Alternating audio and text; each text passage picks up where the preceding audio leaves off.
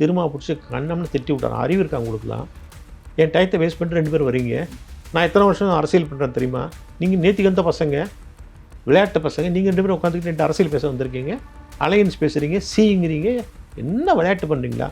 மரியாதை வெளில போயிடுங்க. ஸ்டாலின் வந்து என்ன சொல்லியிருக்காருன்னா, திருமாட்ட வேற நாங்கள் பேசணும் அப்படின்னு. திருமா ஒத்துக்க மாட்டாருங்கிறது இவங்களுக்கு தெரியும்.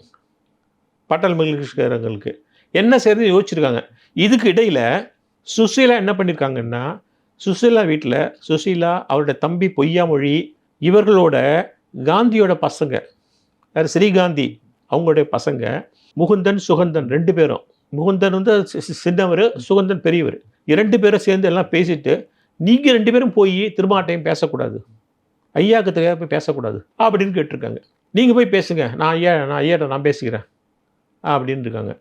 இது தனி மந்திர ஆலோசனை. ஏன்னா ஆரம்பத்துலேருந்து இப்படி தானே போயிட்டுருக்குது. நீங்கள் போய் திருமாவை பார்த்து பேசுங்க, ஐயா அனுப்பினான்னு சொல்லுங்கள், ஐயா அவரை கன்வின்ஸ் பண்ண பாருங்கள், ஸ்டாலின் கன்வின்ஸ் பண்ணதான் நீங்கள் போய் பண்ணி பாருங்கள் அப்படின்னு சொல்லியிருக்காங்க.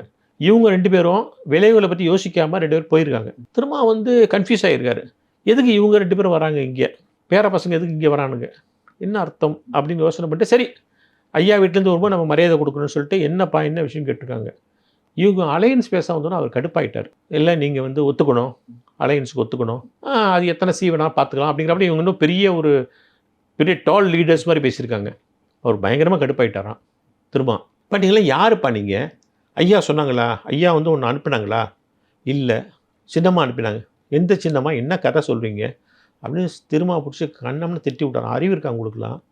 என் டயத்தை வேஸ்ட் பண்ணிட்டு 2 பேர் வரீங்க. சரி அப்படியே வச்சுப்போம், கட்சிக்காரன் எப்படி ஒத்துப்பான்? நம்ம 2 பேரும் இவ்வளோ தூரம் மோதிட்டு மறுபடியும் சேர்ந்து ஒத்துப்பானா? அத்தனை நீங்கள் யார், நீங்கள் 2 பேரும் யார், உங்களுக்கு அரசியல் என்ன தெரியும்?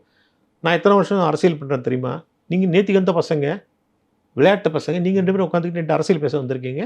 அலையன்ஸ் பேசுகிறீங்க, சீங்கிறீங்க. என்ன விளையாட்டு பண்ணுறீங்களா? மரியாதை வெளில போயிடுங்க அப்படின்னு ஒரு கட்டத்தில் ஏகவசனத்தை பேச ஆரம்பிச்சிட்டாங்க. வெளியில் போயிடுங்க, என்னென்ன கோச்சிக்காதீங்க, என்ன வெளில போக முதல்ல அப்படின்ட்டாரான்.